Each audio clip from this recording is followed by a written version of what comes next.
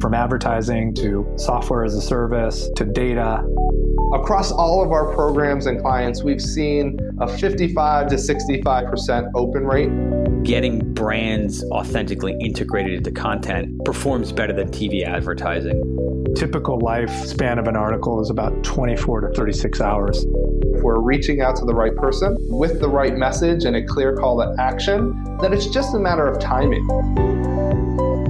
Welcome to the MarTech podcast, and I Hear Everything production. In this podcast, you'll hear the stories of world-class marketers that use technology to drive business results and achieve career success. We'll unearth the real-world experiences of some of the brightest minds in the marketing and technology space so you can learn the tools, tips, and tricks they've learned along the way. Now here's the host of the MarTech podcast, Benjamin Shapiro. Welcome to the MarTech Podcast. I'm your host, Benjamin Shapiro, and today we're going to discuss discovering and evaluating MarTech solutions that match your business's needs. Joining us is Sean Simon, who is the co-founder of Cogent, which is a consultancy that helps brands discover emerging tech that meets their specific needs, curating and vetting solutions for the Cogent Collective. And today, Sean and I are going to discuss discovering MarTech solutions that solve your actual problems. All right, here's the first part of my conversation with Sean Simon, the co-founder of Cogent. Sean, welcome to the MarTech Podcast. Thanks, Benjamin. I'm excited to be here. Appreciate it. Excited to have you on the show. Always nice to have a listener of the podcast on the show. Appreciate you reaching out. You're a man of many talents and a man of a lot of experience when it comes to evaluating, implementing, choosing the right MarTech solutions. You've done this for a whole bunch of brands. So give me the secret sauce here. What are the right ways that you can match the right MarTech solutions to your specific company's needs? Yeah, there's not really any magic. I think it's just a matter of understanding what is the business problem brands are trying to solve for and making sure they ask the right questions of the vendors. And in my experience, prior to starting this business, and even I see it today, brands don't know the right questions to ask when they're in market for technology because they don't have the experience in that space that the vendors do. And so a lot of times they let vendors drive the conversation, which can be good or it could be bad. And so we help them navigate those conversations to make sure they're asking the right questions and they're not getting fleeced by any salespeople. I was just having a conversation with one of my clients on the podcast production side of our house, I Hear Everything. And they were telling me that they do all of their prospecting that is founder-led, or the president of their agency goes out, sources the deals, and tries to close them themselves. They don't have a CRM. It's all done in their heads. And I was like, okay, you guys have a serious business problem. You cannot expand the pace of growth because you just don't have enough people doing outreach. You don't have a sales team, and you're restricted by two people that have a ton of work on their plate to go grow your business. And I was like, all right, a CRM, like that's the right solution. Here's a discrete problem that has a technology stack that will help you. I feel like that's one way to go find a MarTech tool. We've got a problem. Let's go find a technology solution.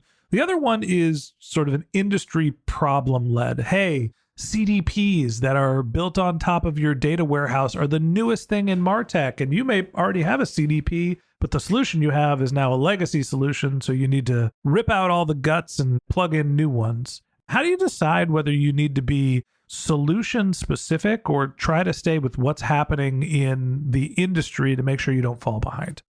It really depends on the brand. And so the first thing that I'll do when I speak to one of our members, and for the record, our members tend to be either marketers or e-commerce leaders on the brand side or the agency side. And then the other side is the tech vendors. And a lot of times the buyers on the brand side, they're trying to solve a specific problem and they think that the best way to solve it is by X, right? A CDP. And so what we try to make sure of when we start that conversation with the buyer is it truly the need? Do they truly need a CDP, or can it be solved with a CRM or something that layers in on the CDP, right? And sometimes they really do, and sometimes they don't. So we try to really get at the heart of what is the pain that they're trying to solve for, and then guide them down the right path. CDPs is a really interesting one because I'm not sure if you brought it up on purpose, but there's hundreds of them. And there's companies that call themselves CDPs, which aren't really CDPs, and vice versa. So we help our brands navigate those vendors and figure out what's the best solution for them based on, again, that specific need that they have. There's understanding whether you need to be ahead of trend or solution agnostic. And there's also the problem of right sizing for your business. I'll go away from CDPs because I don't think everyone truly needs a CDP. If you're an early stage startup or if you're a sole proprietorship, you probably don't need a CDP. I don't think I need a CDP. I do need CRM, Pipedrive, HubSpot, Salesforce. There's all sorts of different flavors of solution. How do you try to figure out what is the right size solution and what you should be paying when you're buying a new tech stack? Look, I think a lot of times on the brand side, it really depends on where your business is at from a revenue standpoint. What can you justify spending on, right? We deal more with B2C brands than we do B2B. So it's a little bit different when it comes to the CRM, although we just signed a new partner that we started working with this week, and they don't have a CRM. So they were looking at HubSpot, but it was too expensive. And then they were looking at another CRM that I never heard of that was probably free or very inexpensive, but it probably wasn't something they could grow into. It was probably too small for where they're at. So we're going to help them find a middle ground based on what they can afford and something that will make it easier for them to transition up to a HubSpot in a year or so when they have more revenue. So I think it's just a matter of right sizing it based on revenue. Unpaid promotion, I've been using Pipedrive. It's $12 a month. Maybe it's $18 for now. And look, I'm a borderline sole proprietor, small company, and it's been great. And we've had no problem scaling with it. As we're talking about CRMs, I've always found that to be a scalable solution for businesses my side. You mentioned HubSpot and even going into Salesforce. Often what's happening is you're starting with hopefully a right-sized tool and expanding. At what point do you think about expanding beyond your existing tech stack? And what are some of the tricks to not let your business suffer while you're going through a migration from your early stage sized tool to your mid stage or enterprise grade solution? Honestly, it's not a problem that we come across too often on the B2C side, right? Like I said, our members, who we call the Cogent Collective, they tend to be from brands or agencies. And so we deal with marketing and e-commerce. And with marketing, it's usually just test into the marketing channel, whether it's audio or social or video or display. They don't need to stop what they're doing to test into a new one. On the e-commerce side, it can be a little bit more challenging if you're working with a personalization tool on the website and they're not meeting your needs. Then you have to find a way for them to test into a new solution without investing a boatload of money or ripping out what they're working with until they're sure the new solution is the right one. So we work with the vendors and the brands to figure out, okay, well, how do we test? Because if they already have a solution, they're not just going to rip and replace until you've proven yourself. And to be fair, even if they don't have a solution, we think they should find a way to test. Right? How do you do it on a small enough scale that's not going to cost you a lot of money? It's not going to put your business at jeopardy, but you're going to get enough learning that you can make a good decision for your business. In some cases, you can definitely test new vendors, new channels, new technologies, point solutions.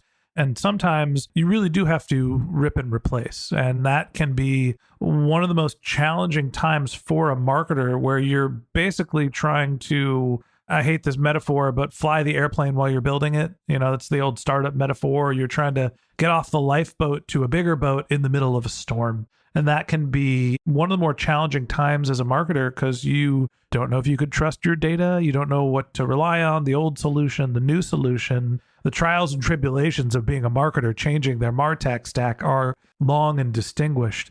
The other thing I wanted to ask you, as you think about moving to different technologies, different solutions, different ways of doing business, I'd be remiss if I didn't mention artificial intelligence in every single podcast this year. It is the headline, it is the body, it is the conclusion of what is happening this year.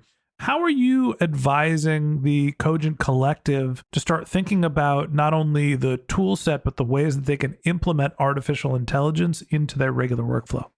Yeah, it's interesting because to your point, as soon as ChatGPT 4 came out, all of a sudden everyone we're an AI tool. Even our own partners started using AI like we never heard before, but their product didn't change. They just started, oh, we had AI. We just didn't call it that because it wasn't commonplace. And now everyone's using AI. So I think it's overused already and people are getting burned out from the term AI. So again, I think it always comes back down to what is the problem you're trying to solve for and can it be solved with some technology that leverages AI to get the job done better and faster. When you're trying to figure out what solution or what vendor is the best solution for your problem, you have to ask the right questions. And from my experience, especially since we started Cogent 3.5 years ago, brands in particular don't know the right questions to ask. So what happens, or what we saw happen, was they let the vendor drive the conversation. They choose the vendor they think is the right fit, and then they are regretting it in 6 months because that vendor can't help them grow to the next level. And so they're ripping them out and they're replacing them. And we're trying to help them ask all the right questions up front. Sometimes that includes AI. We think we can use AI ourselves to help them find the best solutions out of the gate, so they're not replacing their partners every 6 to 12 months. So there isn't one answer to tell them how to use AI. It's just a matter of, again, what is the problem you're trying to solve for and what's the best way to do it? In terms of artificial intelligence for this year, I feel like it is at a bare minimum in the R&D phase. And I could speak to how we've started to implement artificial intelligence into our solution. And a lot of it had to do with I'm testing tools. I'm trying to figure out how to connect Monday.com, which is our production backend, into Zapier, and then get Zapier to feed into ChatGPT and then return it back to a Google Doc, which feeds back to Monday, just figuring out if I can build the plumbing. And then once I started working on that, now all of a sudden I can start to think about different use cases to get from triggers within our process to creating a useful output. So I think that the reason why I bring this up is not like, oh, hey, we figured everything out. It's that the phase that I feel like most marketers are in right now is a test and learn more than it is an implement. You should be spending some time figuring out how the tools work and if they are useful for you, because there's so many tools that are out there right now. I'll just stop and let you respond to that.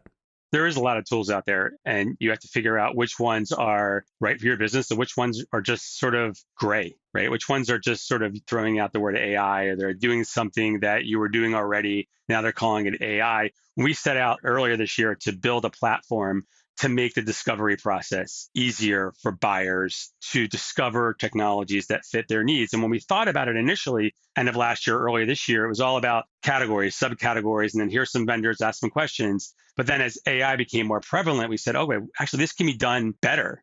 Let's use artificial intelligence to say, okay, you need a solution to solve a problem, but you also know what you have in your tech stack, right? And you also know other criteria that you have to meet for a solution. Can we build a tool that allows you to put all of these things together and then say, these are the best vendors for that problem based on your current structure, so that you don't choose a vendor that then requires you to rip another vendor out and replace that vendor like you were talking about earlier with CRMs. If you choose the right vendor out of the gate, then you can connect it to all your other systems.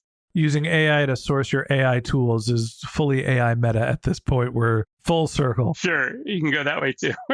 Last question I have for you today. You mentioned a couple different times, brands don't know how to ask the right questions.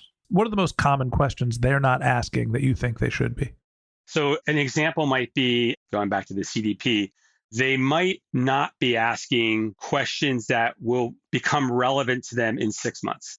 They're really focused on a pain they're trying to solve for today and not 6 to 12 months from now, because they don't understand how CDPs work and the value they'll bring and other considerations that will come into play as they mature with that technology.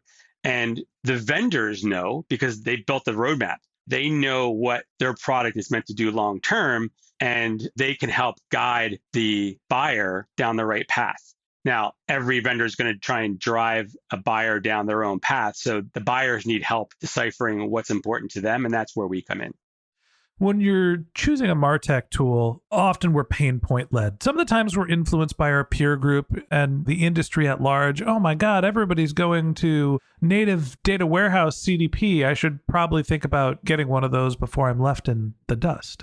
Everybody's using artificial intelligence. Maybe I should look into that too. In reality, you're not just solving for today's pain point, whether you're being industry led, whether you're being pain point oriented and looking for point solutions.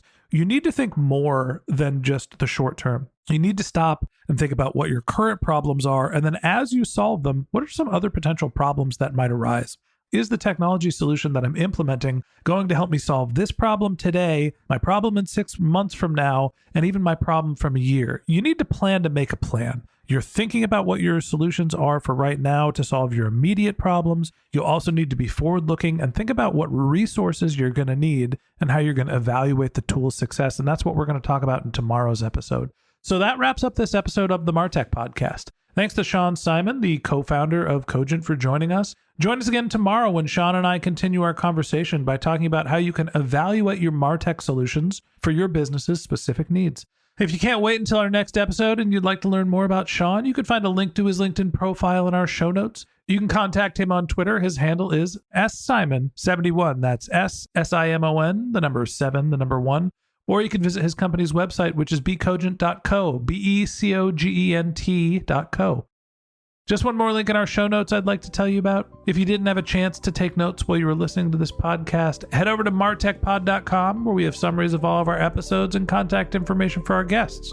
You can also subscribe to our weekly newsletter, and you can even apply to be the next guest speaker on the MarTech Podcast. Of course, you can always reach out on social media. Our handle is MarTechPod, MarTechPod, on LinkedIn, Twitter, Instagram, and Facebook, or you can contact me directly. My handle is Ben J. Shap, BenJShap. And if you haven't subscribed yet and you want a daily stream of marketing and technology knowledge in your podcast feed, we're going to publish an episode every day this year. So hit the subscribe button in your podcast app, and we'll be back in your feed tomorrow morning. All right, that's it for today. But until next time, my advice is to just focus on keeping your customers happy.